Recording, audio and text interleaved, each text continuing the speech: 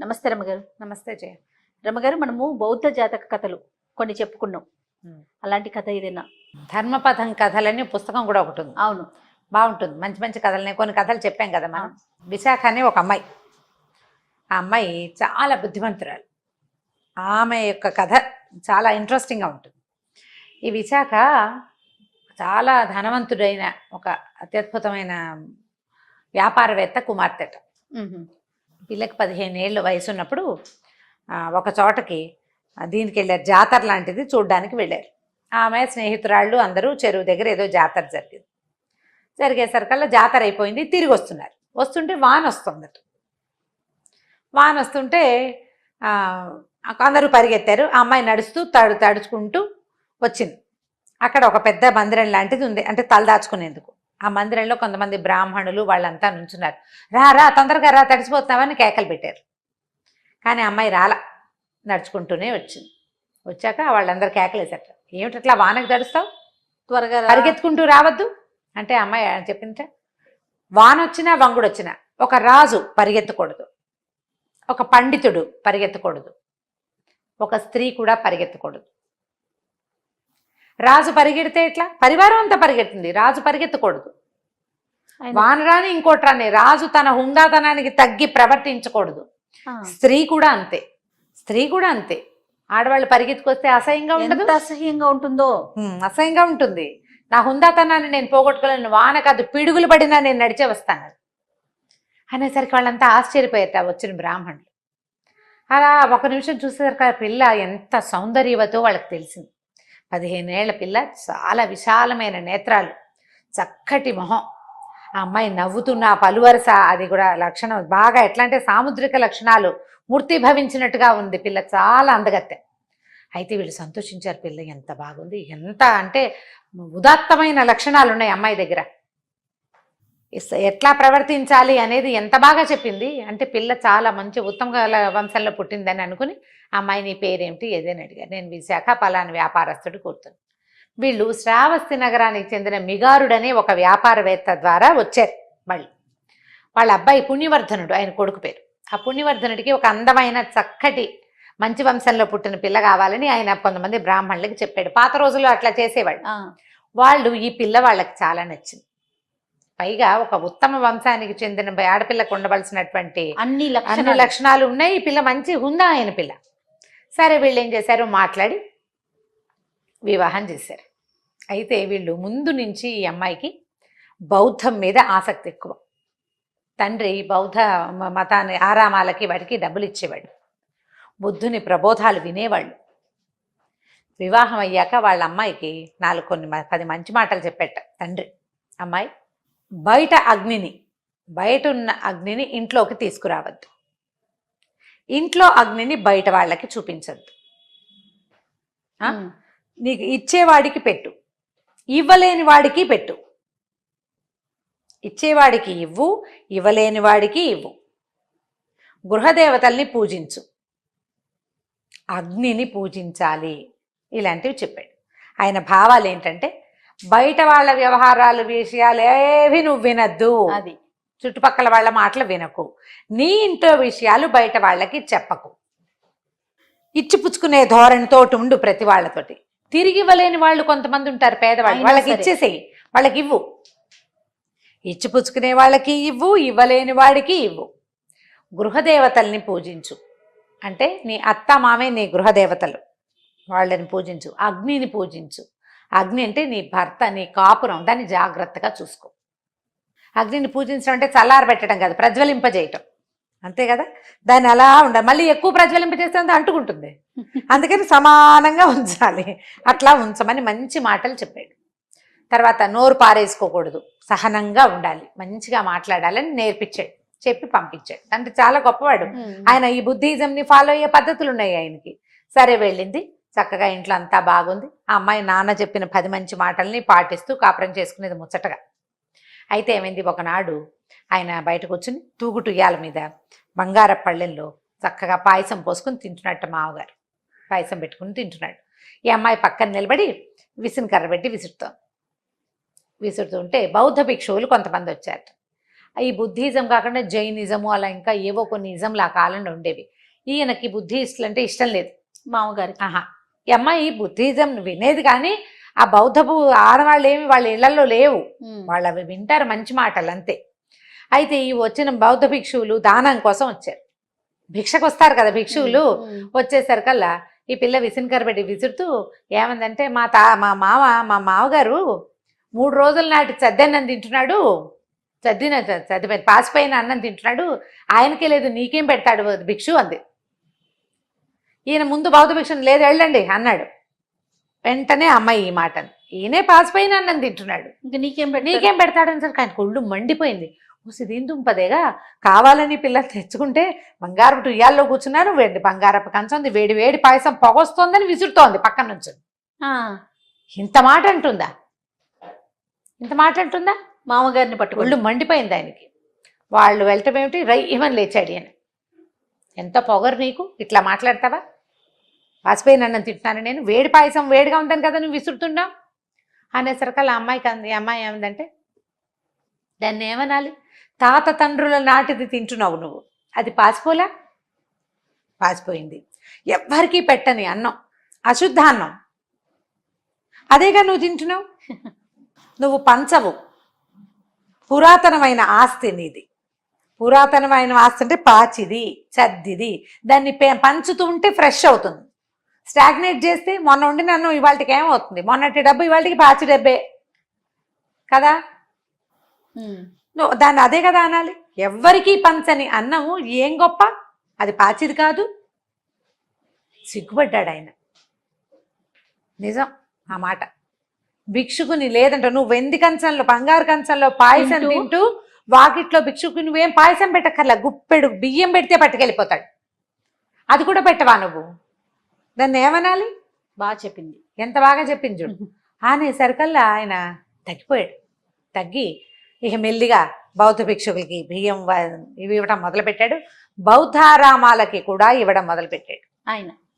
ఇవ్వడం మొదలెట్టాడు. విశాఖకి చాలా మంచి లక్షణాలు ఉన్నాయి. ఆ అమ్మాయి క్రమంగా ఏం చేసేదంటే ప్రతి వాళ్ళకి మంచి మాటలు చెప్పటం. ఆ పిల్లకి తెలివిగా మాట్లాడుతుందని తెలుసుకున్నారు వాళ్ళు. క్రమంగా తమ ఇళ్లలోంచి కూడా బౌద్ధారామాలకి భోజనం పంపించడము, బుద్ధిజంని కొంచెం ప్రోత్సహించడము మొదలు పెట్టారనమాట. ఒకసారి ఏమైందంటే ఈ అమ్మాయి జేతవనానికి వెళ్ళింది బుద్ధిని దర్శనం చేసుకోవటం కోసం.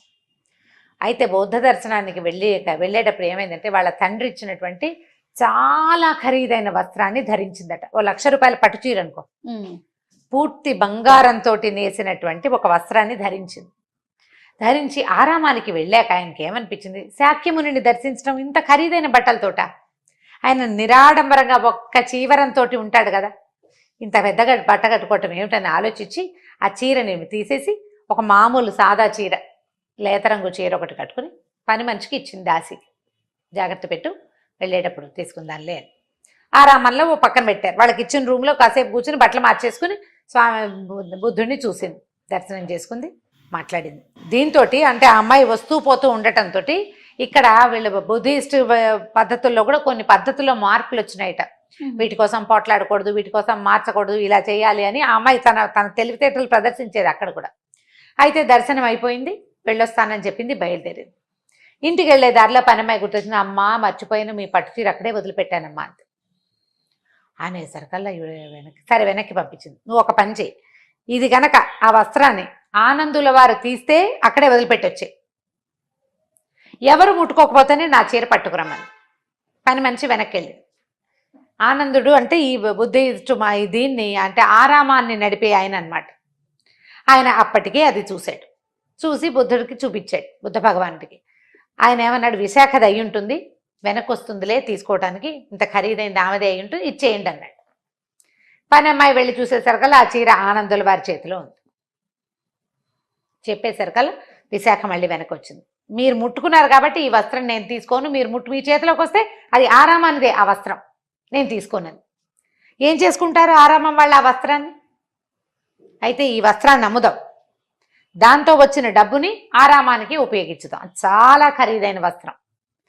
అంత ఖరీదైన వస్త్రాన్ని కొనడానికి శ్రావస్తిలో ఒక్క స్త్రీ ముందుకు రాలేదట. అంత ఖరీదు, అంత డబ్బులున్న అమ్మాయి. అయితే ఆ వస్త్రాన్ని తన తండ్రి ఏ రేటు కొన్నాడో ఆ రేటుకి విశాఖే కొనుక్కుంది. ఆ డబ్బు మొత్తాన్ని ఆరామానికి ఇచ్చిందట. ఇచ్చి ఆరామాన్ని చాలా పెద్దది చేసింది. అయితే ఇలా ఆరామానికి ఇంత దానం చేసింది విశాఖ అని అందరూ వేణేళ్ళు పొగుడుతుంటే ఇందులో సగం పుణ్యాన్ని నా పని మనిషికి ధారాదత్తం చేస్తున్నానని చెప్పింది. పని అమ్మాయి కనుక అక్కడ మర్చిపోకపోతే ఈ పేరు వచ్చేది కాదు నాకు, నేను ఈ ఆలోచన చేసేదాన్ని కాదు. కాబట్టి ఏ పని మనిషి అయితే ఆ వస్త్రాన్ని అక్కడ మర్చిపోయిందో ఆమెకి ఆ పుణ్యంలో సగభాగాన్ని ఇచ్చిందట విశాఖ. భలే అద్భుతంగా అనిపిస్తుంది కదా. అక్కడి నుంచి ఏం చేసింది, ఇదే కాకుండా శ్రావస్తి నగరం నుంచి తన ఇంటికి పుట్టింటికి వెళ్లే దారిలో ఉన్న అడవిలో కూడా ఒక బౌద్ధారామాన్ని కట్టించింది. అక్కడ పూర్తిగా విశాఖవే పద్ధతులు. ఆహారాన్ని వృధా చేయకూడదు, భిక్ష ఈ రోజుకి సరిపడా వస్తే ఇక మళ్ళీ వెళ్ళకూడదు, భిక్షుకుల వస్త్రాలు పద్ధతి వాళ్ళు చేసేవి అన్నిట్లలో కూడా అంతకు ముందుండే పాతకాలపు ధోరణి కాకుండా చక్కటి పద్ధతులతోటి ఏర్పరిచిందట. ఈ విశాఖ గురించి ఎంతో అద్భుతమైంది ఈ అమ్మాయిని చాలా బుద్ధ భగవానుడు మెచ్చుకునేవాడట. ఆమె కట్టించిన ఆరామంలోనే ఆయన తాలూకు ఈ మొత్తం దాంట్లో 6 వర్ష ఋతువులు ఆరామంలోనే గడిపారట బుద్ధ భగవానుడు. విశాఖ చేయించినటువంటి ఆరామంలో 6 వర్షాకాలాలంటే 6 సంవత్సరాల పాటు ఆయన ప్రతి సంవత్సరం వర్షాకాలము అదే ఆరామంలో ఉండేవాడనమాట. ఆవిడ శ్రావస్తి నగరంలో చాటించి వర్షాకాలంలో భిక్షువులు భోజనానికి బయటికి రాలేరు కాబట్టి వానలు కదా, అవునవును, గొడుగు పుచ్చుకుని రావాల్సి వస్తారు, మధ్యలో పడిపోయేవారు, ప్రమాదాలు జరిగేవి. అందుకని ప్రతి ఇంటి వాళ్ళు రోజుకొకళ్ళు భోజనం పంపించాలని ఏర్పరిచి పెట్టిందట. వర్షాకాలం మొత్తం వర్షాలు తగ్గాకే భిక్షువులు భిక్షకు వస్తారు. ఆ భిక్ష కూడా మీరు ఎంత ఇవ్వగలిగితే అంత అక్కడికి పంపించండి అని చెప్పి వీళ్ళు బళ్ళల్లో వేసి ఒక బండి ఇచ్చి పంపించేస్తే సరిపోతుంది, ప్రతి భిక్షువు భిక్షకి రాకుండా. అట్లా విశేషమైన ఏర్పాట్లు చేస్తట. బుద్ధ భగవానుడు ఎంతో మెచ్చుకునేవాడట విశాఖను. విశాఖ కథ ఈ ధర్మపదం కథల్లో ఒకటి చెప్తారనమాట. ఆ అమ్మాయికి ఇలాంటిది ఎట్లా వచ్చింది, తండ్రి నేర్పాడు కొంత, తండ్రి నేర్పిన మాటలని చాలా మటుకు ఆ అమ్మాయి పాటించింది. తండ్రి గీసిన గీతలు దాటాల, ఒకసారే దాటింది. మామగారి పట్ల దురుసుగా మాట్లాడింది అంతే, ఆ ఒకసారి తప్ప ఎప్పుడూ ఆ అమ్మాయి అట్లా ప్రవర్తించలేదు. కేవలము ఆ భిక్షుకుల్ని కేకలేశాడు ఆయన భిక్షువుని, అందుకని చెప్పింది కానీ అంతకంటే కాదు. ఇలాంటి కథలు ఎందుకు చెప్పుకుంటామంటే తండ్రులు మంచి మాటలు చెప్పాలి కూతుళ్ళకి, తల్లులు కాదు. తండ్రి చెప్పాలి, తల్లులు పని నేర్పించాలి. తండ్రులు చెప్పిన మాట బాగా వింటారమ్మా అమ్మాయిలు. అవునండి, మంచి మాటలు చెప్పాలి, సరి అయిన ప్రవర్తన. అమ్మ ఇలా చెయ్యి ఇలా చెయ్యొద్దు అని నాన్న చెబితే కూతురు వింటుంది. వాళ్ళ వల్లే సంసారాలు బాగుంటాయి. ఆమె పేరు ఇప్పటికీ బౌద్ధ జాతక కథల్లో వినపడుతుంది చూడు. ఇవాళ మనం కూడా చెప్పుకున్నాం, చాలా బాగుంటుంది, మంచి కథ. చదివినప్పుడల్లా భలే సరదా వస్తుంది నాకు. ఆ కాలంలో కూడా ఇట్లాంటి పద్ధతులు ఉన్నాయి అని అనిపిస్తుంది. పద్ధతులు ఉండటం ఒక ఎత్తు అయితే తను పాటించారు, అదే అమ్మాయి పాటించింది. అవును, చాలా బాగుంది రమ్మగారు. నమస్తే అండి. నమస్తే. ఒక ఊళ్ళో ఉన్నట్టు 2 అన్నదమ్ములు ఉన్నారు. అయితే వాళ్ళ నాన్న పొలము పుట్ర ఏవో ఉన్నాయి. మామూలుగా ఊళ్ళలో ఏం చేసేవాళ్ళంటే ఇప్పుడు కూడా భాగాలు పెడుతున్నారనుకో ఆస్తులు, పల్లెటూళ్ళల్లో ఇల్లు ఒకళ్ళకి పొలం ఒకళ్ళకి అట్లా, లేకపోతే పొలం ఒకడికి గొడ్డు గోదా ఒకడికి అట్లా ఇచ్చేవారు. అయితే ఏమైందంటే ఈ రైతుకి ఒక 4-5 గేదెలుండి ఓ చిన్న మడి పొలం ఉంది. ఈయన ఏం చేశాడంటే ఈ పొలం మడిని సగం చేసి ఈ గేదెల్ని సగం చేస్తే ఎవడికి ఎక్కువ రాదు అని ఆలోచించి ఏం చేశాడంటే పొలం చిన్నవాడికి ఈ గొడ్డు గోదా పెద్దవాడికి ఇచ్చేసరికల్లా సరే ఏమైంది, పంచుకున్నారు. తండ్రి కాస్త గతించాడు, వీళ్ళిద్దరూ చెరుకో పక్కన పెళ్ళిళ్ళు చేసుకుని కాపురాలు చేసుకుంటున్నారు. అయితే ఈ గొడ్డు గోదా వచ్చిన పెద్దవాడికి వాళ్ళ ఆవిడ కూడా పుట్టింటి నుంచి ఒక 4 గొడ్లు తెచ్చింది. ఈ గొడ్లు ఆ గొడ్లు 2 కలిసి బాగా చక్కగా వృద్ధి అయి పాల వ్యాపారం బాగా కలిసి వచ్చి చకచకా వాడు సంపాదించేసుకున్నాడు స్పీడ్గా. భార్య మంచి తెలివి కలిది, ఆవిడ కూడా పుట్టిన నుంచి ఏదో 10 రూపాయలు ఆస్తి వచ్చి ఉంటుంది. మొత్తం కలిసి వాడు బాగా ఘనంగా గ్రాండ్గా ఉన్నాడు. క్రమంగా పెరగటమే మొదలుపెట్టాడు. ఇంతలో ఏమైందంటే వాళ్ళకు గొడ్ల సావిడి వేసిన ఒక పాక వేసిన ప్లేస్ ఉంది. వాళ్ళు అంటే గొడ్లు ఉంటే ఒట్టి గొడ్లు ఇవ్వరు కదా, గొడ్ల పాక కూడా ఇస్తారు. ఆ పాక వానకి కూలిపోతే పాకను తీసి కొత్త పాక ఏర్పరుద్దాం అనుకుని పాక తీసేసరికి దాని కింద ఒక బంగారపు లంకె బిందె లాంటిది దొరికింది పెద్దవాడికి. దొరికేసరికల్లా ఊళ్ళో అందరూ అన్నారు, ఒరే మీ నాన్న ఇచ్చిన స్థలం కదా, ఆ స్థలం కింద ఉందంటే మీ తాతలదో ముత్తాతలదో అయి ఉంటుంది, కాబట్టి నువ్వు మీ తమ్ముడు ఇద్దరు పంచుకోవాలి అని అన్నారు. పెద్దవాడు ఒప్పుకోలే దానికి. వాళ్ళ ఆవిడ కూడా ఒప్పుకోలేదు, న్యాచురల్లీ భార్యామణి ఒప్పుకోలేదు. అదేమిటి ఇది మనకి ఇచ్చాడు, మనలో ఉంది, ఇప్పుడు వాడి పొలంలో పడితే ఆడు అంటారా వీళ్ళు, పొలం వాడిదనరా, ఈ గొడ్లపాక మంది కాబట్టి మనమే తీసుకోవాలంది. తమ్ముడు కూడా చాలా మంచివాడు పాపం, వాడు కంపెల్ చేయలే, వాడికి ఇచ్చిన దాంట్లో దొరికింది కాబట్టి వాళ్ళదే. ఈ లోపల బాగానే ఉంది, గొడ్డు గోదాతోటి బాగా డబ్బులు వచ్చినాయి, అత్తారింటి నుంచి ఆస్తి వచ్చింది, ఓ పాదేదో దొరికింది ఒకటి, వాడు బాగా ధనవంతుడు అయ్యాడు. ఈ రెండో వాడు మన కథానాయకుడు రెండో వాడు అనమాట ఇక్కడ. ఈయనకి చిన్న పొలమే కదా, ఎక్కువ లేదు స్థలం. సరే ఏం చేసేవాడు, తను దాన్ని తవ్వి ఏదో 4 మొక్క 3 వేసుకునేవాడు. ఓ సంవత్సరం అయిందట, బాగా వానలు పడితే వీళ్ళ ఆవిడ తన భార్య పుట్టింటి నుంచి తోటకూర విత్తనాలు తెచ్చిందట. అని తోటకూర విత్తనాలు ఇన్నైనా కూడా బోల్డ్ మొక్కలు అవుతాయి. తోటకూర విత్తనాలు నలకంతే ఉంటుంది, ఆవు గింజలో 60 వంతుడు చిట్టిగా ఉంటుంది. సరే ఆ తెచ్చిన చారుడు ఏం చేశారు, పొలం బాగా దున్ని చక్కగా మడంతా జిమ్మేసరికల్లా బాగా వచ్చింది. వర్షాలు పడేసరికల్లా వాన పడితే తోటకూర 3 రోజులు ఇంత ఎత్తున వచ్చేస్తుంది, బ్రహ్మాండంగా వస్తుంది. సరే రోజు ఓ మోపడి కోసుకెళ్ళి అమ్ముకుని వచ్చిన 10 రూపాయలతో తిని బతికేవాడు.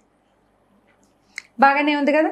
కొన్ని రోజులు గడిచేసరికల్లా ఈ తోటకూర గుంపులో ఒక చెట్టు బాగా ఏపుగా పెరుగుతుందట. మామూలుగా మనం చూస్తాం తోటకూర కాడలు లావుపాటి కాడొచ్చి ఎత్తుగా వస్తుంది. ఒక చెట్టు బాగా ఏపుగా ఉంది. ఆ ఏపుగా ఉంటే అంత ఏపుగా ఉన్న దాన్ని చూసి ముద్దుగా బాగుందనమాట. దాన్ని వదిలిపెట్టాడు. చుట్టుతా కొయ్యగా అది బాగా ఇంత ఎత్తున వచ్చింది. పైకి వచ్చేసరికల్లా అంత పైకి వచ్చేసరికల్లా కాడ ముదిరిపోతుంది. దాని ఆకు పులుసుకు పనికిరాదు, దాని కాడ పులుసు కూరకి పనికిరాదు. అసలు తోటకూర ముదిరిపోతే మనం వాడడం. సరే అదేదో వృక్షంలాగా ఉంది కదా అని దాన్ని వదిలిపెట్టి మళ్ళీ తవ్వుకుని మళ్ళీ వేసుకున్నాడు. కొత్త మడి వేసిన ఈ పాత మడిలో ఉన్న ఈ తోటకూర మహావృక్షం అట్లా అట్లా అట్లా అట్లా అట్లా పెరిగి ఇంచుమించు ఒక కొబ్బరి చెట్టు అంత అయిపోయింది. ఒక 2 ఏళ్ల వయసున్న కొబ్బరి చెట్టు ఎంత ఉంటుంది, బాగా 2 నిలువులు అంత ఎత్తునుంది. చక్కగా ఆకుపచ్చగా ఆకులు ఇంతలావు కాండంతో నవనవలాడుతూ బ్రహ్మాండంగా ఉండేది. అది నవనవ చూడడానికి అది కట్టేసి పులుసులో వేసుకుందుకు పనికిరాదు. అది అలాగే ఉంచాడు. ఊళ్ళో వాళ్ళందరూ ఈ తోటకూర మహావృక్షాన్ని చూడడానికి వచ్చేవాడు. బాగుంది. అయితే ఏమన్నారు, చుట్టుపక్కల వాళ్ళందరూ ఏమన్నారు, ఇలా కాదు, ఈ తోటకూర చూడడానికి వచ్చిన వాళ్ళందరినీ ఏదైనా తృణమో పణమో నీకు ఇవ్వమను, ఇది మహావృక్షం ఎక్కడా పెరగదు, రేరు మొక్క కదా, వృక్ష జాతుల్లో రేరు వృక్ష జాతి చూడడానికి వచ్చేవాళ్ళు ఓ తృణమో పణం ఇవ్వాలంటే వీడు ఒప్పుకోవాలి. అయ్యో అదేమిటండి, ఏం అక్కర్లేదు, వచ్చిన వాళ్ళ తలా గుప్పెడు తోటకూర కొనుక్కెళ్ళండి చాలన్నాడు. వీడు బుద్ధిమంతుడు అనమాట. సరే ఈ విషయం అంతా ఆ ఊళ్ళో ఉన్న రాజుగారికి తెలుసు. ఈ మహావృక్షం ఏమిటో చూద్దామని వస్తే ఆయన పెద్ద గొడుగులాగా ఉన్న ఆ తోటకూర చెట్టు చూసేసరికల్లా ఆయనకి తెగ నచ్చేసింది. అప్పుడప్పుడు వచ్చి చూస్తుండేవాడు దాని అందాన్ని. అయితే ఒకరోజు ఇతను అన్నాడు, ఈ రెండోవాడు, అయ్యా ఇలాంటి మహావృక్షం మామూలుది కాదండి, ఇది మీలాంటి వాళ్ళ దగ్గర ఉండాలి. నేనేం చేస్తాను, దీనికి చుట్టూతా పాదు అవి తవ్వి చక్కగా నీళ్లు అవి పోసి ఇంకా పెడుతుంటే ఇంకా పెద్దగా ఎదుగుతుంది, ప్రజలకు చూపించడానికి బాగుంటుంది. మీ దివాణానికి బోల్డ్ మంది వాళ్ళు వీళ్ళు కొత్త వాళ్ళు బయట దేశాల నుంచి వస్తారు కదా, వేరే రాజ్యాల నుంచి, వాళ్ళంతా చూడడానికి బాగుంటుందండి. అందరూ నా పొలంలోకి ఏమొస్తారండి అంటే రాజాగారు అన్నారు, ఇచ్చేస్తావా నాకు అన్నారు. ఇచ్చేస్తానండి, తీసుకెళ్ళండి మహారాజులాగా, కాకపోతే దీన్ని ఎట్లా తీసుకెళ్తారో చూసుకోండి అన్నాడు. ఇప్పుడు మనకు వచ్చింది కదా ప్రక్రియ, చుట్టూతా తవ్వి వేర్లతో సహా తోటకూర వృక్షానికి పెద్ద వేళ్ళు ఏమి ఉండవు, కొద్దిగానే ఉంటాయి వేళ్ళు, చుట్టూతా తవ్వారు. ఆ మొత్తం అంతా అలాగే పెకలిచి ఓ బండిలో పెట్టి జాగ్రత్తగా పట్టుకెళ్ళి రాజుగారి ఉద్యానవనంలో పాతిపెట్టారు. వృక్షాన్ని పాతేసేస్తే దాన్ని చక్కగా నీళ్ళు పోస్తే మళ్ళీ కళకళలాడుతూ బ్రహ్మాండంగా ఉంది. ఇంత మహావృక్షాన్ని తనకి గిఫ్ట్ చేసినందుకు రాజుగారు ఏం చేశారు, ఓ అంత మూటెడు బంగారు నాణ్యాలు ఈ చిన్న రైతుకి ఇచ్చారు, ఈ రెండో వాడికి. ఇచ్చేసరికల్లా వెంటనే వీడి చుట్టుపక్కల పొలం అది కొనుక్కొని చక్కగా బాగుపడ్డాడు. బాగుంది కదా. తమ్ముడికి తోటకూర తప్పిస్తే ఇంకేమీ లేదు. ఏమీ లేని తమ్ముడికి ఒక మూట బంగారు నాణ్యాలు వచ్చేసరికల్లా ఈ అన్నయ్యకి వదినకి ఇద్దరికి కష్టం తోచింది. వీడికి ఎలా వచ్చేసినాయి, ఒక వెధవ తోటకూర చెట్టుకి ఇంత డబ్బు వచ్చిందా, మనం కూడా ఏదైనా గ్రాండ్గా చేయించి రాజుగారికి ఇస్తే ఇంకా బాగా డబ్బులు వస్తాయని ఊహించారు. ఊహించి ఏం చేశాడు ఇతను, ఆలోచించాడు రాజుగారికి గిఫ్ట్ ఇవ్వాలి, ఏం గిఫ్ట్ ఇవ్వాలి. అప్పుడు బాగా థాట్ చేశాక వాళ్ళని వీళ్ళని అడిగాడు. రాజుకి ఏమిటంటే ఇష్టం అంటే ఆయనకి కత్తులు డాళ్ళు అవి అంటే ఇష్టం బాగా, మొక్కలు మోళ్ళు ఇష్టం. మొక్కను చూశాడు కదా, ఒక మొక్కను ప్రేమించాడు ఆయన ఆల్రెడీ పాపం, దాని మొహంలో పడి బంగారం మూట కూడా ఇచ్చాడు. ఇంకా రెండో మొక్క కుదరదు, కత్తి డాలు ఇష్టం కాబట్టి కత్తులు ఆయన దగ్గర ఉంటాయి, డాల్ ఒకటి బాగా చేయిద్దామని వీడు తన దగ్గర ఉన్న మొత్తం బంగారం అంతా కరిగించి పెద్ద బంగారపు డాలు తయారు చేయించాడు. ఈ డాల్ అంటే ఏమిటి, కత్తి యుద్ధం చేసేటప్పుడు అడ్డం పెట్టుకునే ఒక సాధన డిప్పలాగా ఉంటుంది, బోర్లించిన సిమెంట్ డిప్పలాగా ఉంటుంది సరిగ్గా చెప్పాలంటే. పెద్ద డిప్ప తయారు చేయించాడు. ఘనంగా ఉండద్దు, చిన్నది హ్యాండీగా ఉండేది కాదు, హ్యాండీగా ఇంతే ఉంటుంది, ఇది బాగా ఘనంగా చేయించారు పేదది. ఈ పేద దాంతో పాటు ఏం చేశాడు, మిగిలిన తన దగ్గర ఉన్న ఆస్తి స్వాస్తి అన్నీ అమ్మేసి రకరకాల పచ్చలు, కెంపులు, వజ్రాలు, వైఢూర్యాలు బోలెడన్ని తెప్పించి దాన్ని నిండా పొదిగింపించాడు. అయిందా? ఇదంతా అయ్యాక ఒక పెద్ద బండిలో పెట్టుకుని తీసుకెళ్లి రాజావారికి ఇచ్చారు. ఈయన దగ్గర ఉన్న బంగారం అంతా అయిపోయింది, ఆస్తి స్వాస్తి మొత్తం అమ్మేశాడు. ఇంకా మిగిలింది ఏమిటంటే ఇల్లు, గొడ్డు గోదానే మిగిలిన, ఇల్లు కూడా మిగిలింది, అంతే, ఇంకేమీ లేదు వాళ్ళ దగ్గర. ఈ డాల్ పట్టుకెళ్ళి ఇచ్చేసరికి రాజుగారు ముచ్చట పడిపోయాడు. ఆయనకి అట్లా కొత్త వస్తువులు అంటే ఇష్టం. తోటకూర చెట్టును చూస్తే ఎంత సరదా వచ్చిందో, ఈ డాల్ని చూసినా అంత సరదాయే వచ్చింది రాజాగారికి. చాలా బాగుంది, ఎంతో మెచ్చుకున్నారు.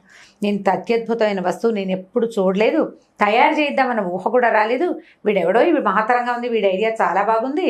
సరే, ఇప్పుడు ఇంత గొప్ప గిఫ్ట్ తెచ్చిన వాడికి మనం కూడా ఏదైనా ఇవ్వద్దు, ఇవ్వాలి, ఏదైనా ఏమి ఇవ్వాలి అని ఆలోచించారు. మంత్రులు అన్నారు, ఏముంది ప్రభు, డాల్ తెచ్చిచ్చాడు, గుర్రాలు, రొట్టుపిట్టలు, ఏనుగులు అవన్నీ ఇచ్చేయాలండి అన్నాడు. అవన్నీ ఇవ్వాలి, వాటి నిండా బంగారపు మూటలు వేసి, మొహరీల మూటలు వేసిస్తే వాడి బాకీ తీరిపోతుంది అన్నారు. అనేసరికల్లా రాజావారు అన్నారు, ఏమిటో మీ తెలివి, ఇంత బంగారపు వస్తువుని వీడు మనకి గిఫ్ట్ చేశాడంటే వాడి దగ్గర ఎంత ఉంది, బోల్డ్ ఉంది, వాడికి మళ్ళీ బంగారం ఇవ్వటం పిచ్చిలాగా, బంగారం ఇవ్వకూడదు, బంగారం కాదు, వీడికి ఎంత అమోఘమైన వస్తువు తెచ్చాడో అంతే అమోఘమైన వస్తువుని ఇవ్వాలి. రాత్రంతా దీర్ఘంగా ఆలోచించారు. మర్నాడు ఒక బృహత్తరమైన ప్రణాళిక వేసి, ఈ దగ్గర తోటకూర మహావృక్షం ఉంది కదా, నేను అనుకున్నాను, ఈ మహావృక్షాన్ని పెళ్లతో సహా పెకిలించి తీసుకెళ్లి వాళ్ళ బాకెట్లో పెట్టారు. మీరు ఇచ్చిన మహత్తరమైన కానుకకి అంతే మహత్తరమైన కానుకని తిరుగుటపాలో రాజావారు పంపించారని ఒక ఉత్తరం రాసి దానికి పెట్టి వీళ్ళ బాకెట్లో తోటకూర మహావృక్షాన్ని పాతిచ్చారు. అది పెద్ద స్తంభం ఇంతలా నుండి పైదాకా చూడాలన్నమాట. ఇప్పుడు ఈయనకి అన్నీ పోయినాయి, ఏమి లేవు, తోటకూర ఒకటి మిగిలింది. ఇప్పుడు మళ్ళీ ఈయన ఎక్కడ స్టార్ట్ చేయాలి, తమ్ముళ్ళలాగా తోటకూర చల్లుకునే పని దగ్గరే మొదలు పెట్టాలి. తమ్ముడికి బంగారం వస్తే పోనీలే, వాడు బాగుపడ్డాడని ఊరుకోకూడదు, చూడండి నాకు కూడా కావాలని మొదలు పెడితే చివరికి ఇట్లా ఉండి కూడా తనకి పాద ఒకటి దొరికింది, ఆ ఇల్లు వాకిలి ఏవో ఉన్నాయి, గొడ్డు గోదా ఉన్నాయి, భారీ బోళ్ళు తెచ్చింది. ఇవన్నీ ఉన్నప్పుడు నీకెందుకు పక్కవాడితో పోటీ, తమ్ముడితోటి ఫోన్లే బతికిపోయాడు తమ్ముడు అని అనుకోవాలి కదా. అనుకోనందుకు వీడికి శాస్త్రి భగవంతుడు ఎలా చేశాడంటే, ఏ తోటకూర మహావృక్షం అయితే తమ్ముడికి డబ్బులు తెచ్చిపెట్టిందో అదే మహావృక్షం అయితే వీళ్ళ బాకెట్లో కూర్చుంది. సరే, కథ కంచికి మనం ఇంటికి. ఈ కథ చెప్పండి, సరదాగా ఉంటుంది. నమస్తే రమగారు. నమస్తే రమగారు, ఏదైనా మంచి స్టోరీ చెప్పండి అండి. కథా సత్సాగరంలోది. చాలా రోజులు కదా, ఈ మధ్యలో చెప్పలేదు. పూర్వం ధర్మగుప్తుడు, చంద్రప్రభ అని భార్యాభర్తలు ఉండేవాళ్ళు. వణిక్కులు అంటే వ్యాపారస్తులు. వణిజ్ అంటే వణిజులు అంటే ఇదన్నమాట, వ్యాపారస్తులు. వాణిజ్యం మీద నుంచి వచ్చే వణిజులు. వాణిజ్యం అని వింటాం కదా, అదే వణిజుల్నే, వాళ్ళు చేసేదే వాణిజ్యం. అయితే ఏమైంది, చాలా కాలం పిల్లలు పుట్ల వాళ్ళకి. ఎంతకాలమో అయితే ఒకసారి కొంతకాలానికి ఎప్పటికో ఎన్నో రకాల పూజలు వ్యవహారాలు అన్నీ చేసిన తర్వాత ఒక కుమార్తె పుట్టింది. ఆ పిల్ల పురుట్లోనే మాట్లాడటం మొదలుపెట్టింది. పైగా అసలు ఎట్లా ఎంత వెలుగ్గా ఉందంటే పిల్ల, అసలు ఆ పిల్ల పుట్టేసరికల్లా లోపల పురిటి గదంతా వెలుగుతో నిండిపోయిందిట. పిల్ల మాట్లాడుతుంటే మంత్రస్థానికి కంగారు పడి కళ్ళుదిరి పడిపోయింది. చిలకత్తలు పరిగెత్తుకుంటూ వచ్చారు. పిల్ల ఏంటో మాటలు వినపట్టినాయి. ఆము కేవు మంటల్లా, అది కేర్ మంటల్లా విచిత్రంగా మాట్లాడుతోంది. అక్కడి నుంచి లోపలికి వెళ్ళాడు. తండ్రిని పిలిచారు. మన తండ్రితో మాట్లాడతాను పిలవమంది. పిలుచుకుపోయారు. పిలుచుకెళ్ళాక లోపలికి వెళ్ళి చూస్తే ఏముంది, పిల్ల అంతా వెలుగ్గా ఉంది. పిల్ల బ్రైట్గా మెరిసిపోతుంది. మహాద్భుత సౌందర్యవతి అయిన చంటి పిల్ల. అదేమో నోటి తెచ్చి మాట్లాడుతుంది. అక్కడి నుంచి ఏమంది, మరి నేను ఒక దేవతని, నీ ఇంట్లో పుట్టాను, నాకు వివాహం చేయకూడదు, నన్ను నీ పిల్లగా పెంచుకో, నా వ్రతం తీరాక నా దారిని నేను వెళ్తా, అప్పటిదాకా నీకు పుత్రికా సంతానం పిల్లలు లేరని బాధపడుతున్నావని మీ ఆవిడ గర్భాన్ని పడ్డాను నేను, అమ్మా నాన్న అని పిలుస్తాను, కూతురుగా పెంచుకో, వివాహాలు ఆడపిల్లని చేయకూడదు అని చెప్పేసరికి నేను సరే ఈయనేమనుకున్నాడు, అలాగేనన్నాడు. కట్టడి చేశాడు. పిల్లకి అందరికీ చెప్పాడు ఈ విషయం బయటికి రానివ్వకూడదు అని. ఆ మంత్రసాన్ని, పురుడు పోసిన మంత్రసాన్ని వాళ్ళ ఇంటోదే, దాన్ని కూడా ఇంట్లోనే ఉంచుకున్నారు. చెలికత్తలకు ఖచ్చితంగా చెప్పాడు ఈ విషయం బయటికి రానివ్వద్దు, పిల్ల మాట్లాడుతుందని. చంటి పిల్ల మాట్లాడుతుంటే అది వింత కదా, విచిత్రం. సోమప్రభ అని పేరు పెట్టాడు. చంద్రకాంతి లాంటి కాంతి కలిగి ఉంది ఆ పిల్ల. పిల్ల చచ్చిపోయిందని ప్రచారం చేశారు బయట. రహస్యంగా వాళ్ళ ఇంట్లో పిల్లని వాళ్ళ ఇంట్లోనే పెంచుకున్నారు. ఇంట్లో పిల్ల ఉందంటే ఈ ధర్మగుప్తుడు ఈయన బోళ్ళంత ఆస్తిపరుడు, ఎవరో ఒకళ్ళు పెళ్లి చూడటానికి చూపులకు వస్తారు కదా. వస్తారు. ముందేమో పిల్లని చుట్టానికి వస్తారు, తర్వాత పలకరింపులకు వస్తారు, ఆ తర్వాత పెళ్లి సంబంధాలకు వస్తారు. 8 ఏళ్ళు వస్తే పెళ్లి చేసే రోజులు అవి. ఆ, అక్కడి నుంచి పెరిగింది పిల్ల, ఎవరికి చెప్పాల. ఆ పిల్ల ఇంట్లోనే ఆడుతూ పాడుతూ పెరిగేది. కాస్త అంత పిల్ల అయింది. పెళ్ళి అయ్యాక వారా వీరా చెలికత్తలే పెళ్ళి అని అనుకుంటుంటే పోట్లాడింది. పెళ్లి చేయడానికి వీల్లేదని చెప్పే కదా మీకు అని. సరే ఏమైంది, పిల్ల కాస్త 14 ఏళ్ళు వచ్చేసినాయి. ఇంట్లో తిరుగుతుంటే ఒకనాడు ఏమైంది, ఆ రోడ్డు మీద వసంతోత్సవం జరిగింది. ఓకే. ఆ ఊళ్ళో వసంతోత్సవం అంటే హోలీ. ప్రతి సంవత్సరం హోలీ లాంటిది. వీళ్ళకి కాముని పున్నములు, ఆ పున్నములు ఈ పున్నములు చేసేవాళ్ళు. ఆ వసంతోత్సవానికి నృత్యగానాదులతోటి ఊరేగింపు వెళ్తోంది వీళ్ళ వీధిలోంచి. ఆ ఊరేగింపు చూడడానికి ఈ పిల్ల పోయి బాల్కనీలో నుంచుంది, బయట సౌధాగ్ర భాగంలో నుంచుంది. ఈ వెళ్తున్న బళ్ళల్లో ఒక ఎత్తైన బండి మీద గుహచంద్రుడనే ఇంకో వణిక్కుమారుడు నుంచునున్నాడు. ఉమ్. వాడు చూసి పరమాద్భుత సౌందర్యవతి అని ఈ అమ్మాయికి పడిపోయాడు. వాడు అక్కడి నుంచి ఇంటికి వెళ్ళాడు. చాలా దిగులుగా ఉన్నాడు, అన్నం తింటలేదు సరిగ్గా ఏమిటి అని. ఆ రోజుల్లో ఈ మన్మథావస్థకి చాలా పెద్దపీట వేసేవాళ్ళు. వయసు వచ్చిన పిల్లలు మూడ్ ఆఫ్గా ఉన్నారంటే ఎవరో అమ్మాయి కోసం అని తెలుసుకునేవాళ్ళు పాపం. వాళ్ళ ఫ్రెండ్స్ని వాళ్ళని వీళ్ళని అందరినీ కనుక్కున్నాడు. వాళ్ళ నాన్న ఏమిట్రా నువ్వు ఎవరిని చూసి వ్యామోహపడ్డావు, పోనీ అదేదో వ్యవహారం చూద్దాం, ఇట్లా ఆరోగ్యం పాడు చేసుకోవద్దన్నాడు. అయితే నేను వెళ్తుండగా ఈ ధర్మగుప్తుడు గారి ఇంట్లో వాకిట్లో మేడ మీద ఒక పిల్లని చూశానన్నాడు. పిల్లని చూశాననగానే ఒక పిల్ల ఉంది, ఆ పిల్ల వాళ్ళ ఇంట్లో చూసానంటే చెలికత్తె కాదు, చక్కగా అలంకారం చేసుకుంది, చాలా అందగత్తే, ఆ పిల్లని నాకు తెచ్చి పెళ్లి చేయమన్నాడు. ఈయన ఏం చేశాడు, కబురు చేశాడు. మా ఇంట్లో మాకు పిల్లలు లేరు, అసలు మాకు పిల్లలే లేరన్నాడు ఈయన. వాళ్ళు కబురు చేశారు, వీళ్ళేమో మాకు పిల్లలు లేదన్నారు. అన్నయ్యేసరికల్లా ఆశ్చర్యం, లేని పిల్లని ఎలా చూస్తాడు మావాడు. అక్కడి నుంచి రాజుగారి దగ్గరికి వెళ్ళాడు. ఈ గుహచంద్రుడి వాళ్ళ నాన్న, నా కుమారుడు ఒక పిల్లని చూశాడు వాళ్ళ ఇంట్లో, మరి అతనేమో లేదంటున్నాడండి, పిల్లాడికి ఆరోగ్యం పాడైపోతుంది, చాలా పెద్ద వ్యాపారం చూసుకునే పిల్లాడు, మరి ఆ పిల్లని మా వాడికి ఇప్పించవలసింది అని. రాజుగారికి ఏంటంటే డబ్బులు అప్పిచ్చేవాళ్ళు వణిక్కులు. ఆ రోజుల్లో రాజుకి పెట్టుబడి వ్యాపారస్తుల దగ్గర నుంచే వస్తుంది. ఈయన కాదనుకోలేక ఈ ధర్మగుప్తుని కేకేసి, మీ ఇంట్లో ఉన్న ఆడపిల్లలందరినీ ముందు చూపించు, వీడికి చూస్తాడు. అందరూ చెలికత్తలంతా వచ్చి నుంచున్నారు, ఎవరూ కాదు. ఆయన భార్యను కూడా రప్పించాడు, కాదు. ఇంట్లో ఇంకా స్త్రీలు లేరా అంటే లేరన్నాడు. నేను 100% చూశానంటాడు పిల్లాడు. అక్కడి నుంచి ఆయన ఆ గుహచంద్రుడి తండ్రి చాలా బతిమలాడాడు, నా పిల్లాడు చచ్చిపోయేలాగా ఉన్నాడు, వాడు కోరుకున్న పిల్ల దక్కపోతే వాడు బతకడు, ఈ మన్మథావస్థకి వాడికి ఏదైనా జ్వరం వచ్చేసి అనారోగ్యం వచ్చేస్తే నేనేమైపోవాలి, ఒక్కగానొక్క పిల్లాడు, నీకు ఏం కావాలంటే అది ఇస్తా, నా పిల్లాడిని కాపాడు. చుట్టుపక్కలంతా ఇతన్ని తిట్టారు, ఏదో చేస్తున్నావు, మీ ఇంట్లో ఉన్న పిల్లని చూపించకుండా చేస్తావా అని. ఈయనకి చుట్టుపక్కల పరుగు పోయేలాగా ఉంది, బోల్డ్ వ్యాపారం, చాలా కుటుంబాలు ఆయన మీద ఆధారపడి ఉన్నాయి, పనివాళ్ళు, వీళ్ళందరికీ తిండి తిప్పలు కావాలా, నిన్ను వేలేస్తామనేసారు వాళ్ళు. ఇంకేం చేయలేక కూతుర్ని బతిమలాడాడమ్మా, ఎట్టాగొట్టా పిల్లకి పెళ్లి చేయాలి, మరి నీకు తప్పదు, ఇంత మటుకు వచ్చేసింది, వాళ్ళంతా అడుగుతున్నారు, నువ్వు బయటికి రాకుండా ఉంటే సరిపోయేది, నేనేం చేయను అన్నాడు. అరే సగల సమప్రబంది, సరే కాపురం మాత్రం చేయను, కావాలంటే పెళ్లి చేసుకుంటా, పెళ్ళైతే చేసుకుంటా, కాపురం కుదరదు, దానికి ఒప్పుకుంటే చేసుకోమని. ముందు అసలు ఆ పిల్లని చూస్తే చాలంటున్నాడు వీడు, కంటితో చూసినా చాలంటున్నాడు. అక్కడి నుంచి ఈయన మెల్లిగా, మా పిల్ల ఏదో వ్రతంలో ఉందండి, అందుకని అది పుట్టినప్పటి నుంచి నేను ఎవరికి చూపించలేదు, మరి పిల్ల కాపురానికి వడంబడదు, కావాలంటే మీ వాడిని పెళ్లి చేసుకోమనండి, పెళ్ళాన్ని చూసుకుంటూ కాలక్షేపం చేయాలి అని చెప్పాడు. చెప్పేసరికల్లా సరే ఒప్పుకున్నారు. ముందు పిల్లాడు బతకాలి కదా, అదే ఒప్పుకుంటుంది. ఆడపిల్ల కాపురం వద్దంటే ఇవాళ వద్దంటే రేపు వద్దంటుంది ఏమిటి, ఇలాంటి వాళ్ళని ఎంతమందిని చూడలేదు. అలా అని భావించారు. భావించిన తర్వాత ఏమైంది, సరేనని తాంబూలాలు పుచ్చుకోవటానికి వచ్చారు. తాంబూలాలు పుచ్చుకున్నారు, వివాహం అయింది. పిల్లని బయట నుంచి వాళ్ళ ఇంటికి దింపాక తండ్రిని అడిగింది, అయ్యా తండ్రి, నేను చెప్పిన సంగతి వీరికి చెప్పావా అని. చెప్పానమ్మా చెప్పాను, వాళ్ళు ఒప్పుకున్నారంటే ఆవిడ అంది. వేలు చూపించింది మామగారికి. ఆ వేలు చూసేసరికి భయం, ఉన్నట్టుండి ఒక భయం వచ్చేసింది ఆయనకి. నాతోటి వీడు ఏదైనా పిచ్చి వేషాలు వేస్తే వాడిని చంపేస్తానన్న అర్థము ఈ వేల్లో ఆయనకు కనపడింది. ఏమీ అనలా, మొహం బిగించి వేలు చూపించింది, తర్జని చూపించింది అని రాస్తారు కథలో. ఆ వేలుకి భయం వేసేసింది ఆయనకి. అక్కడి నుంచి పిల్లకి కొడుకు చెప్పాడు, ఒరే నాయన, ఇది ఎవరితో మహామారిలాగా ఉంది, నువ్వేమో దాన్ని చూసి మనసుపడ్డావు, నువ్వు చచ్చిపోతావని నేను దాని ఇచ్చి పెళ్లి చేశాము, నువ్వు మాత్రం దాని జోలికి వెళ్ళకు, అది ఇంట్లో ఉంటుంది నీతో పాటు, ఇంకోతను ఎవరితో నేను చూసుకుందు కానీ దాన్ని ఏం చెయ్యొద్దు, దాని జోలికి వెళ్ళొద్దు, ఏం చేయాలి, మహామారిగా భావించాడు ఆయన. ఆ వేలు చూపించిన లక్షణమే భయపెట్టేసింది అనమాట.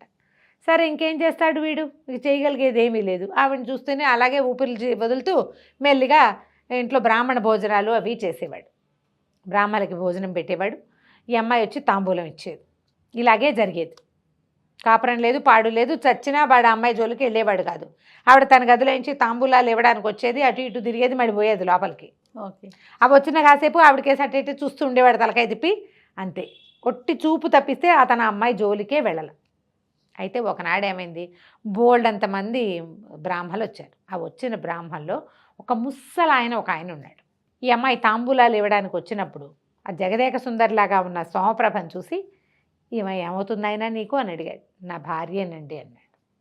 అనేసరికల్లా సరే సాయంకాలం నేను ఇంకో పూట ఉంటాను నాయన ఇక్కడ అని చెప్పాడు. ఆవిడ లోపలికి వెళ్ళింది. ఈయన కుర్రాన్ని దగ్గర కూర్చోబెట్టుకున్నాడు. నిజం చెప్పు, నిజంగా ఈ అమ్మాయి నీ భార్యేనా అన్నాడు. వివాహం అయితే చేసుకున్నానండి, ఈమెతో నాకు సంబంధం లేదు, మరి ఇలా ఇలా జరిగింది, వాళ్ళ ఇంట్లో కనపడింది, ఈ కథ అంతా చెప్పాడు. నీ భార్య దగ్గర ఒక మహారహస్యం ఉంది, అది నీకు చెప్పాలోయ్ అన్నాడు. అని ఆయన ఏం చేశాడంటే ఒక మంత్రోపదేశం చేశాడు. ఈ మంత్రం పునశ్చరణ చేస్తూ ఉండు, నీ భార్య రహస్యం నీకు చెప్తానన్నాడు. ఇవి మధ్యాహ్నం భోజనాలైనా 3ంటికి జరిగింది. 3ంటి నుంచి పునశ్చరణ ప్రారంభించాడు. రాత్రి చీకటి పడ్డాక ఈయన ఏం చేశాడు, ఈ కుర్రాడితోటి ఆ మంత్రం పునశ్చరణ చేయించాడు కదా జపం, ఆ జపాన్ని హోమం చేయించాడు. హోమం చేయించేసరికల్లా అగ్నిహోత్రుడు మానవ రూపంలో ప్రత్యక్షమయ్యాడు. అని వస్తే ఏమన్నారు వీళ్ళిద్దరూ మాట్లాడుకున్నారు. ఈ బ్రాహ్మడు అన్నాడు, అగ్నిహోత్రుడిని ఆరాధించు, రేపు ఉదయం ఈయనకి భోజనం పెట్టు, మనతో పాటే ఉంటాడని అగ్నిహోత్రుడిని ఇంట్లోనే ఉంచుకున్నారు. అగ్ని మానవ రూపంలో వీళ్ళ ఇంట్లో ఉన్నాడు. ఓకే. మర్నాడు ఉదయం భోజనం చేశాడు. అందరు బ్రాహ్మణులతో పాటు తాంబూలం పుచ్చుకున్నాడు, అక్కడే ఉన్నాడు. చీకటి పడింది, రాత్రి అయింది. రాత్రి అవ్వగానే ఈయన అన్నాడు, మళ్ళీ అని మంత్రం మళ్ళీ పునశ్చరణ చేయి, నీకు రహస్యం చెప్తానని. అతను ఆ మంత్రం పునశ్చరణ చేసేసరికల్లా ఒక దాన్ని ఏమంటారంటే మోహక మంత్రం అనే ఒక మంత్రంతో తను ఆ అబ్బాయి ఇద్దరు 2 తుమ్మెదల్లాగా మారిపోయేలాగా చేశాడు ఆ ముసలి బ్రాహ్మడు. అర్ధరాత్రి, బాగా రాత్రి అయిపోయింది. 10 అయితే ఆ రోజుల్లో అర్ధరాత్రి కిందే లెక్క. 10ంటికి ఎక్కడొక్కడ జనం అంతా సర్దుకున్నారు. సోమప్రభ ఇంట్లో నుంచి బయలుదేరింది చీకటి మాటన. ఆ అగ్ని ఇంట్లో ఉండటం వల్ల మానవ రూపంలో ఉన్నాడు కదా, ఆమె తనని వెంబడిస్తున్న వాళ్ళు ఎవరో తెలుసుకోలేకపోయింది. నడుచుకుంటూ వెళ్తోంది. ఆ వెనకాలే ఈ తుమ్మెదల రూపంలో ఉన్న ఈ బ్రాహ్మడు, మన ఈ కుర్రాడు గుహచంద్రుడు ఇద్దరు వెళ్ళారు. వెళ్తే ఇప్పుడు అలా వెళ్ళి ఒక పెద్ద శ్మశానంలోకి వెళ్ళింది. అక్కడ పెద్ద వటవృక్షం, దాని కింద పోళ్ళంతమంది శాకిని ఢాకిని గణాలు ఉన్నాయి. ఒక మహాసౌందర్యవతే ఒక ఆవిడ వీణ వాయించుకుంటుంది. ఈవిడ పోయి ఆవిడ పక్కలో కూర్చుంది. ఎట్లా ఉందంటే పైన చంద్రుడు, కింద 2 చందమామలు ఉన్నట్టున్నారు. చూస్తూ ఉన్నాడు వీడు ఆ భ్రమర రూపంలో. వాళ్ళిద్దరూ మాట్లాడుకుంటున్నారు, అక్క చెల్లి. ఏమని, మా ఇంటికి ఎవరో ఒక బ్రాహ్మడు వచ్చాడు, మరి ఆయన అగ్నిహోత్రంలాగా ఉన్నాడు, నాకు భయం వేసింది, నా భర్తకి తెలిసిపోతుందేమో, ఇంకా ఈ శాపావసానం అయ్యేదాకా ఇంకా ఎంతకాలం ఈ కథ నడపాలో అని మాట్లాడుకున్నారు. ఇద్దరు కలిసి ఏదో చక్కగా తాగారు, తిన్నారు. ఆవిడ ఇక్కడ ఇంట్లో ఏం తింటోందో ఎవ్వరికీ తెలియదు. ఇక్కడ ఏం తిందో తాగదు. ఓహో. తిండంతా రాత్రిపూటే. ఇక్కడే ఏదో తాగింది, మళ్ళీ బయలుదేరింది. నడుస్తుంటే ఆవిడని కాళ్ళు నేల మీద ఉన్నట్టు లేవు. ఇంట్లోకి వచ్చేసింది. వీళ్ళు కూడా పరిగెత్తుకుంటూ ముందే వచ్చేసారు, మనుషులుగా మారిపోయారు. ఏం చెప్పాడంటే, నీ భార్య, ఈవిడికి నీ బంధించాలి, ఒక దేవతా స్త్రీ, శాపవశాత్తు భూమి మీద పుట్టాలి, మానవ సంగమం చేస్తే ఇక్కడే ఉండిపోవాల్సి వస్తుందని తనకి శాపావసానం తీరేదాకా ఆ ఇంట్లో ఉంది. తర్వాత ఇప్పుడు మీ ఇంట్లో ఉంటుంది, దీన్ని కట్టేయాలి, ఇది నీ భార్యగా ఉంచుకోవాలి అంటే దీనికి ఒకటే మార్గం ఉందని చెప్పాడు. ఏం చేశాడు, ఆ ఇంటి వాకిట్లో ఆ గది గుమ్మానికి రక్షరేఖ ఒకటి కట్టేశాడు అగ్నిహోత్రుడి సహాయంతో.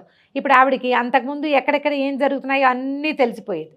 బయట అగ్నిహోత్రుడు ఉండేసరికి ఈవిడికి ఏం తెలియటల్లా, ఆవిడకి అర్థం కావట్లేదు అనమాట. అక్కడి నుంచి ఏం చేశాడు, మోహక మంత్రాన్ని ఒకదాన్ని ఈవిడికి ఉపదేశించి రేపొద్దున ఈ పని చేయమన్నాడు. ఆ మోహక మంత్రం వల్ల ఈవిడికి కొంచెం మతిపోయింది, స్ఫురణ లేదు, నేను దేవతాస్త్రిని అనేది తగ్గిపోయిందనమాట. మర్నాడు ఏం చేశాడు, ఈ కుర్రాడు చక్కగా అలంకారం చేసుకుని ఒక వారాంగనను ఒక ఆవిడని పిలిపించుకుని హాల్లో కూర్చుని అమ్మాయితో సరసల్లాపాలు మొదలుపెట్టాడు. ఈవిడ నిర్ఘాంతపోయింది. ఏంటి వీడు నా భర్త, వీడు దీని ఎవరితోటో మాట్లాడుతున్నాడు అని. అప్పటిదాకా ఆవిడికి మానవ భావాలు లేవు అసలు. మానవ మనోభావాలు లేవు. ఈ మోహక మంత్రం వల్ల బయట ఉన్న రక్ష వల్ల ఆవిడకి అలాంటి ఉద్దేశం కలిగింది. ఏమిటి నువ్వు ఈవిడితోటి ఇట్లా ఉన్నావు, నువ్వు ఎందుకు ఇలా చేస్తున్నావు అని అడిగింది. మరి ఏం చేయను, నువ్వు నా భార్యవి, నువ్వు నన్ను దగ్గరికి రానివ్వవు, ఎవరో ఒకళ్ళ దగ్గర రానిస్తారంటే ఇంతే కదా, నేను ఎందుకు దగ్గర రాని, ముందు ఆవిడ బయట పంపించేసి నువ్వు లోపలికి రా అని పిలిచేసరికల్లా వారాంగణని పంపించేసి ఇతను ఆ రక్ష ఉన్న గదిలోకి వెళ్ళిపోయాడు. వెళ్ళిపోగానే అగ్నిహోత్రుడు మాయమైపోయాడు. వీడు అప్పటిదాకా బ్రహ్మచారిగా ఉన్నాడు ఈ కుర్రాడు. లోపలికి వెళ్ళేసరికల్లా తెల్లవారేసరికల్లా ఆవిడ తను వెళ్ళవలసిన దారి అన్నీ మర్చిపోయింది. సోమప్రభకి జ్ఞాపకం లేదు ఇంకా. పైగా ఎప్పుడైనా ఏ సమయంలోనో అక్కొచ్చి జ్ఞాపకం చేయడానికి వీలు లేకుండా ఆ గదికేమో ఆ రక్ష కట్టేశారు. ఇక మర్చిపోయింది. సాదాసీదాగా అతనితో కాపురం చేసుకుంటూ హాయిగా ఎవరికైనా భోజనం పెడితే తాంబూలం ఇస్తూ ఇంట్లో మామూలుగానే తిరుగుతోంది. ఇంకా రాత్రి లేదు, బయటకు వెళ్ళటం లేదు. ఓహో. వాళ్ళ తండ్రి వచ్చాడు. తండ్రి ఆశ్చర్యపడింది, ఏంటి అమ్మ ఇలా ఉంది అని. మామూలు మానవ లక్షణాలు వచ్చేసినాయి. అప్పుడు ఇతను ఏం చెప్పాడంటే, మరి నేనేం చేయను, వివాహం చేసుకున్నాను, మా ఇంటికి వచ్చిన బ్రాహ్మడి సలహా చెప్పాడు, ఈ పని చేశాను. ఎప్పుడు ఆమెకు మరణం సంభవిస్తే అప్పుడే దేవతా స్త్రీ అవుతుంది, అప్పటి వరకు ఇక మానవ లోకంలోనే ఉంటుంది అని చెప్పితే సరే తండ్రి సంతోషించాడు. తర్వాత ఆవిడకి గర్భం ధరించింది, పిల్లలు పుట్టారు. ఎంతకాలానికో కానీ ఆవిడకి విముక్తి రాల. దేవతా స్త్రీలు ఇలాగ అగ్నిహోత్రము వేదిక మంత్రాలు ఉండే చోట నివసిస్తారట. కాపురం చేయకుండా ఉండేవాళ్ళని ఈ పూర్వ రోజుల్లో అలా చెప్పుకునేవాళ్ళు. ఏదో దేవతాంశ ఇక్కడ తిరగడానికి వచ్చింది, ఇక్కడ ఉండటానికి వచ్చింది. ఎప్పటి సంగతి ఇది పాత కథల్లో కనపడుతుంది అనమాట. ఏదో ఒక పిల్ల పుట్టంగానే మరణించి వెళ్ళిపోతారు. అప్పటిదాకా భలే అద్భుతమైన వర్తన కలిగి ఉంటారు. వాళ్ళని చూస్తే చాలా అనిపించేలాగా ఉంటారు. కొంతమంది ఉండేవాళ్ళు అట్లా. ఆ దేవతాంశాలు అనమాట. దేవతాంశతోటే వచ్చింది ఈ అమ్మాయి. ఈ బ్రాహ్మడి వల్ల దొరికేసింది అనమాట. దాంతో ఇక్కడే ఉండిపోయింది. తర్వాత ఎంతకాలం తర్వాత ఆవిడకి విముక్తి లభించింది. బాగుంది రమ్మగారు. నమస్తే రమ్మగారు. నమస్తే జయ. రమ్మగారు, మంచి చందమామ కథ ఒకటి చెప్పండి. మామూలుగా మంత్రుల సెలక్షన్ అది ఉండేది పూర్వకాలంలో రాజుల దగ్గర. మంత్రితోటే కదా, మంత్రాంగంతో రాజ్యాలు నడిచేవి. అవును. రాజు ఉత్తమోత్తముడైనా, ఉత్తముడు కాకపోయినా, అంత వీరాధివీరుడైనా కాకపోయినా, మంత్రి సరైన వాడైతే రాజ్యం సజావుగా వెళ్తుంది. మంత్రికే ప్లానింగ్ ఉండాలి. ఓకే. మంత్రి అటు రాజ్యాన్ని ఇటు రాజుని హ్యాండిల్ చేయగలగాలి. మంత్రులు తెలివైన వాడైతేనే మంత్రాంగం కుదిరి పక్క రాజ్యాల నుంచి కొంత భాగం మనం లాక్కుంటామా, మన రాజ్యంలోనే సుభిక్షంగా ఉంటుందా, ప్రజలు సుపరిపాలన అందుకోగలుగుతారా, అవన్నీ కూడా డిపెండ్స్ ఆన్ మంత్రి. అంతే. ఈ మంత్రుల్ని వెతికే ప్రోగ్రాముల మీద మనం కొన్ని కథలు చెప్పుకున్నాం. అవును. కోవిడ్ రోజుల్లో చెప్పాం, అంటే అదేమంటారు లాక్డౌన్ రోజుల్లో చెప్పాము. ఈ కథ కూడా చాలా ఇంట్రెస్టింగ్గా ఉంటుంది. ఓ రాజుగారు ఒక మంచి మంత్రి కావాలి ఆయనకి. దానికోసం సెలక్షన్కి ఊళ్ళో అందరినీ పిలిచారు. పెద్ద మంత్రి గారు పెద్దవారు అయిపోయారు, అంచేత కుర్రాళ్ళని కొత్త వాళ్ళని సెలక్షన్ చేద్దాం అనుకున్నారు. మరి 24-25 వాళ్ళని కాకుండా 30కి 40కి మధ్యలో వాళ్ళని కొంతమందిని పిలిచారు. మంత్రి పదవికి అందరూ అప్లై చేసుకుంటారు. నేను వీరాధివీరుడని భావిస్తారు కదా ప్రతి వాళ్ళు, ఎవడికి వాడికి ఉంటుంది. మామూలుగా మంత్రికి ఇంత చదువు ఉండాలి, లెక్కలు వచ్చి ఉండాలి, సైన్స్ తెలిసి ఉండాలి, గణితంతో పాటు చరిత్ర తెలియాలి, మీది మిక్కిలి వాళ్ళు ఈ రాజ్యపు పౌరులే అవ్వాలి, ఇట్లాంటి క్వాలిఫికేషన్స్ ఏవో 25 రాశారు. ఈ 25 మీట్ అయ్యి నాకు ఇంకా వీరాధివీరుణ్ణి నేనని భావించేవాళ్ళు 50 మంది వచ్చారు. బోల్డ్ అని ఫిల్టర్లు అయినాయి, రకరకాల పరీక్షలు చేశాక 2 మిగిలారు. ఓకే. ఈ 2ని ఫైనల్ చెకప్ చేయాలి. సరే, రాజుగారు చాలా తెలివైనవాడు. ఇవన్నీ మంత్రులు, సైన్యాధిపతి, పాత మంత్రి గారి తమ్ముడు అంతా కలిసి చేశారు. వీళ్ళిద్దరిని నేనే టెస్ట్ చేస్తానని చెప్పాడు. అక్కడి నుంచి 2కి చెరుకో బుట్టెడు చెక్కిలాలు ఇచ్చారు. 50 చెక్కిలాలు ఉన్నాయి. అదే చెక్కిలం అంటే అదే మన ఇవి ఉంటాయి కదా, చక్రాలు, మురుకులు. అవి ఎట్లా ఉంటుంది, ఇట్లా మొదలుపెట్టి ఇలా చుట్ట ఉంటుంది, అంతంత చుట్టలు. సకినాలు అవి మన ఊళ్ళలో చేసుకుంటాం, ఒక 6 చుట్లు 5 చుట్లు అలా ఉంటాయి. ఇవి 50 చెక్కిలాలు చెరుకో బుట్టలోనే పోసారు. వీటిని బైవాకి తీసుకెళ్ళి రాజుగారి అమ్మాయికి ఇచ్చిరమ్మన్నారు. రాజుగారు అంటే ఇది పెద్ద రాజ్యం ఏం కాదు, సుమారుగా ఒక మన విరిపేటంత ఉంటుంది అనుకో. చిన్న రాజ్యం. చిన్న చిన్న పరగణాలుగా ఉండేవి కదా. ఈ పరగణాకి అవతల వైపు ఉన్న పరగణాల్లో రాజుగారి అమ్మాయిని ఇచ్చారు. ఇవంతా నడవాలి. అమీర్పేట నడవటం అంటే ఏం సింపుల్ ఏం కాదు, బాగానే నడవాలి. ఒక మాదిరి సైజు. ఈ రాజ్యం నుంచి కాలినడకని వెళ్ళాలి. అప్పట్లో కాలినడక కాకపోతే ఏమిటది, ఎడ్లబళ్ళు, గుర్రబళ్ళు, గుర్రాలు. మామూలు వాళ్ళంతా నడిచేపోయేవాళ్ళు. ఓ రోజు నడవాలి, ఒక సగం రోజు నడిస్తే ఆ ఊరు వస్తుంది. మధ్యలో ఏరు దాటాలి. బుట్టలు పుచ్చుకున్నారు, చేరుకోదారిన వెళ్ళారు. ఒకే రోజున పంపకుండా ఒకరోజు ఈయన్ని, మర్నాడు ఇంకో ఆయన్ని పంపించారు. మొదటి రోజున ఒక ఆయన కొంచెం ఈయన ఏంటంటే వాళ్ళ వంశంలో అందరూ వ్యాపారాలు అవి చేసిన వాళ్ళు, కొంచెం తెలివిగలవాడుగానే కనపడుతున్నాడు. ఇంకొక ఆయన తెలివిగలవాడుగానే ఉన్నాడు, కానీ కొంచెం ఈయనంత తెలివి కాదేమో అనిపిస్తుంది. ఆయన మస్తు సాదా సీదాగా ఉన్నాడు. ఈయన వెళ్ళాడు, చెక్కిలాలు 50 చెక్కిలాలుని రాజుగారి కాగితం రాసి పెట్టారు. రాజుగారి కూతురు రాజుగారి కంటే 4 ఆకులు ఎక్కువ చదివింది. ఆవిడేం చేసింది, చెక్కిలాల బుట్ట అందుకుని లెక్క పెట్టింది. 45 ఉన్నాయి. ఇదేమిటండి 45 ఉన్నాయండి. అమ్మ మధ్యదారిలో ఆకలేసి తిన్నానమ్మా అన్నాడు. ఆవిడ ఉత్తరం రాసి పెట్టింది, 45 చెక్కిలాలే నాకు అందాయి అని. ఆయన బుట్ట పుచ్చుకుని వచ్చాడు. రాజుగారు బుట్ట చూసుకున్నారు. రెండో రోజు పొద్దున్నే రెండో ఆయన్ని పంపారు. ఈయన 50 చెక్కిలాలు పుచ్చుకున్నాడు, చక్కగా నడిచాడు, వెళ్ళాడు, యువరాణికి అప్పచెప్పాడు. ఆవిడ చెక్కిలాలు లెక్కపెట్టి 50 చెక్కిలాలు అందినాయి అని ఇచ్చింది. వీళ్ళిద్దరూ వెళ్ళింది ఒకే ఊరు, ఒకటే దూరం. బుట్ట తప్పిస్తే వీళ్ళ దగ్గర డబ్బులు లేవు, ఆహారం లేదు, ఏమీ లేదు, బై వాక్ వెళ్ళాలి. ఆయనకు ఆకలేసింది, ఈయనకి వేయలేదు ఆకలి.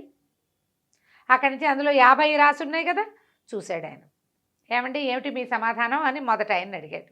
క్షమించాలి ప్రభు, నేను అమ్మాయి గారికే చెప్పాను, మరి బాగా ఆకలిస్తుందండి, ఓ 5 చెక్కిలాలు తిని మంచినీళ్ళు తాగానండి, ఆకలి అణిగింది, అమ్మాయి గారికి ఇచ్చేసి ఇంటికి వచ్చి భోజనం చేశానండి. దేవుడిలో వచ్చేసి రాజుగారి దేవుడిలో భోజనం చేశాడు. రెండో ఆయన్ని అడిగాడు. రెండో ఆయన, నీకు ఆకలి వేయలేదా బాబు, దారి కదా ఇంత నడక నడిచావు, ఎండ బుట్ట మోసుకెళ్ళావు, ఆకలి వేయలేదా, ఎలా ఆకలి నాపుకున్నావు? నేను ఎందుకు ఆపుకుంటానండి ఆకళ్ళు అవి ఆపుకోలేరండి ఎవరును, ఆకలి ఆపకూడదు, అసలు ఆకలి ఆపలేదు, తిన్నానండి అన్నాడు. ఏం తిన్నావు? చెక్కిలాలు ఇంతంత చుట్టలు కదండి, కొసలు తుంపుకుని తినేశాను. 50 చెక్కిలాలు 50గానే ఉన్నాయి, చెక్కిలాలు చుట్టూతా ఉన్నవి, అవి 8 రౌండ్లు ఉన్నాయి, ఒక్కో రౌండ్ తీస్తే ఏం తెలుస్తుంది? అదే కదా. ఆయన పిచ్చివాడు 5 తిన్నాడు, ఈయన 10 తినుంటాడు. తినేశాడు, తెలియలేదు, తెలివిగా. ఇది కదా కంటికి తెలియకుండా పాపలు దిగటం. కంటికి తెలియకుండా కంటి పాప తీసేయాలంటే ఎట్లా? తీసేసాడు. సరే బాగానే ఉంది. ఇంకొక ప్లాన్, ఇది ఒక్క దాని మీదే మనం డిపెండ్ అవ్వకూడదు. మొదట ఆయన కొంచెం అమాయకుడు, నిజాయితీపరుడు. ఇప్పుడు ఈయన దగ్గర కొంచెం నిజాయితీ తక్కువగా ఉన్నట్టు అని 1% ఉంది, కానీ తెలివిగా ఉంది. 50 చెక్కలాలు ఇమ్మన్నారు, 50 చెక్కలాలో ఒకే చెక్కలలో 8 చుట్లు ఉండాలనేది నియమం కాదు కదా. కాబట్టి దీని నిజాయితీ లేదని అనడానికి కూడా వీల్లేదు, పెద్దగా అనలేం. సరే బాగానే ఉంది. ఏం చేశారు, 2 రోజులు రెస్ట్ తీసుకోండి అని 2 పూటలు ఆగాక 2 బుట్టలతోటి బూడిద ఇప్పించారు. బూడిద అక్షరాల వీళ్ళిద్దరిని తమకి పరగణాలకి బయట ఉన్నటువంటి 2 రాజ్యాలకి పంపించారు. 2 రాజ్యాలకి పంపిస్తే ఈయన బుట్ట తీసుకుని ఇటు వెళ్ళాడు, ఆయన బుట్ట తీసుకుని అటు వెళ్ళాడు. వీళ్ళకి వెళ్ళటానికి వాహనాలు అరేంజ్ చేశారు, రాజ్యాలు దాటిపోవాలి కదా. సరే ఆయన వెళ్ళి ఆ రాజుగారికి బుట్ట అందించాడు. బుట్ట అందించేసరికల్లా ఏమిటిది అని దాన్ని చూసి, ఇదేమిటి బూడిద తెచ్చావు అని అడిగాడు. ఆయనకి ఏం డౌట్ వచ్చింది, రాజుగారు ఏదో పంపిస్తే వీడది మార్చేసి బూడిద తెచ్చాడు అనుకున్నాడు. ఈయనకేం తెలుసు, మొదట ఆయనకి ఏం తెలియదు, పెద్ద మనిషికి. రాజుగారు ఇచ్చింది ఇచ్చినట్టు తెచ్చేశాడు. తాటాకు బుట్టలో పోశారు, అది బూడిదని తెలిసే అవకాశమే లేదు. తాటాకు బుట్టలు ఇట్లా దగ్గరగా అల్లుతారు, దానికి ఒక చిక్కం కట్టారు, కనపడలేదు. అక్కడి నుంచి ఆయన బొట్ట ఎత్తి ఈయన నెత్తి మీద బోర్లు ఇచ్చాడు. రాజుగారు, బుద్ధి లేదా, ఆయన ఏదో పంపిస్తే నువ్వు ఇది తెస్తావా? లేదా, కాదండి ఆయన అదే పంపించాడు అంటాని భయం వేసింది. బూడిద పంపించడం ఏంటి పక్క రాజుకి? హార్తేరి అని నా కేకలేసాడు. ఇంచుమించుగా తరిమి కొట్టారు. మంత్రి కావాల్సిన పెద్ద మనిషిని. దాన్ని ఎట్లా సమర్థించాలో ఆయనకి తెలియదు, వెనక్కి వచ్చేసాడు. రెండో ఆయన ఉన్నాడు కదా, చెక్కిలాలు తింపుకున్న ఆయన, ఈయన ఏం చేశాడు, పక్క రాజ్యానికి ఇంకో రాజ్యానికి వెళ్ళాడు. బుట్ట అందించాడు. ఆయన ఇట్లా తీసి ఆ బుట్టలో చేయి పెడితే బూడిద వచ్చింది. ఆయన ఇట్లా బూడి చూస్తున్నాడు, ఇదేమిటి అన్నాడు. ఈయన వెంటనే టక్కిన మార్చేసుకుని బుర్ర, ఓహో నిజంగానే పంపించారు, ఇప్పుడు వీడి నుంచి నాకు శాస్తి అవుతుంది ఆలోచించుకుని, రాజుగారు ఉజ్జయిని వెళ్ళొచ్చారండి, స్వామివారికి అక్కడ భస్మాభిషేకం చేస్తారు, అది ఇచ్చి ఆ భస్మాన్ని మీకు పంపించారు. ఉజ్జయినిలో భస్మాభిషేకం అంటే అది మామూలుదా? మహాకాళుడిని అర్చించిన భస్మం. ఆయన ఇట్లా తీసుకుని మొహానికి రాసుకున్నాడు. అక్కడి నుంచి సభలో ఉన్న వాళ్ళందరూ రాసుకుంటారా అందరూ అన్నాడు. ఉజ్జయిని మహాభిషేకంలో పాల్గొన్న భస్మం అది. రకరకాల అందరూ బూడిద తలా కాస్త మొహాన్ని పెట్టుకున్నారు. అంతఃపురంలోకి వెళ్ళిపోయింది. చాలా సంతోషం నాయన అని పంపించేశారు వెనక్కి. అక్కడి నుంచి ఉత్తరం రాశారు. భస్మానికి బదులుగా విలువైన వజ్రాలు రత్నాలు ఇచ్చి పంపించారు. అది పెద్ద కానుక, చాలా గొప్ప కానుక. బుట్టెడు భస్మం ఎవరిస్తారు? వెళ్ళిన వాడికే దక్కుతుంది అది. అలాంటిది ఆయన స్వయంగా అంత ప్రయాణం చేసి ఇంత బాగా పంపించాడని వెనక్కి పంపించారు. ఆ కాగితం చూసుకునే సరికల్ రాజుగారికి నవ్వొచ్చింది. ఊరిని వీడి తెలివి, మామూలుగా ఇచ్చిన బూడిదని భస్మాభిషేకం బూడిద కింద ఆ భస్మం కింద చేసేసి దానికి వజ్రాలు రత్నాభరణాలు కానుకగా తీసుకొచ్చి ఆ రాజును నాకు క్లోజ్ ఫ్రెండ్ని చేసి, మీరు చాలా గొప్ప విషయం చేశారు, మేము కాశీయాత్రకు వెళ్ళాలనుకుంటున్నాం, మా ఖర్చులతోటి రాజుగారిని కుటుంబాన్ని కూడా తీసుకెళ్లాలని భావిస్తున్నాం, ఏనుగు మీద వెళ్తాము కాబట్టి మీ రాజుగారిని కూడా రమ్మని ఒక ఆహ్వాన పత్రిక కూడా కాశీయాత్రకి. ఎంత గొప్ప విషయం, చాలా బాగుందిగా. సరే, అప్పుడు ఎవరైతే ఈ 5 ఇలా చెప్పి తన పరువును నిలబెట్టాడో ఆయన్ని మంత్రిగా పెట్టుకున్నారు. మొదట ఉన్న అమాయకుడిని జస్ట్ సహాయ మంత్రిని చేసుకున్నారు. ఓకే, ఆయన మంత్రి కాదు, కొన్ని చేయగలడు ఆయన, తెలివిగానే సరైన పనే చేస్తాడు, లెక్కలు డొక్కలు చూస్తాడు కాబట్టి సహాయ మంత్రుల్లో ఆయన కూడా ఒకటిగా వేసుకుని తెలివిగా దీన్ని సమర్థించిన ఆయనేమో మెయిన్ మంత్రిని చేశారు. ఆ తర్వాత ఆయన యొక్క సమర్థవంతమైన మంత్రాంగంలో ఆ రాజ్యం ఎంతో గొప్పగా అభివృద్ధి చెందింది. పూర్వం ఇలా సెలెక్ట్ చేసుకునేవాళ్ళు. మనకు కూడా ఐఏఎస్లని తొలి కాలంలో అలాగే సెలెక్ట్ చేసేవాళ్ళు. కుటుంబ నేపథ్యం చూసేవాళ్ళుట. తర్వాత ఏమో పోలీస్ వెరిఫికేషను, ఊరికే సంతకం పెట్టించుకు వెళ్ళిపోవటం కాకుండా ఒక వ్యక్తి తిరిగేవట్ట వాళ్ళ వెనకాల, వీళ్ళ బిహేవియర్ అవి చూసేవాళ్ళు. అత్యున్నత పదవుల్లో ఉండేవాళ్ళని, మరి వాళ్ళ వల్లే దేశం నడిచేది కదా, అందుకని చాలా కేర్ఫుల్గా చూసేవాళ్ళు. క్రమంగా అవి తగ్గిపోతాయి కదా జయ.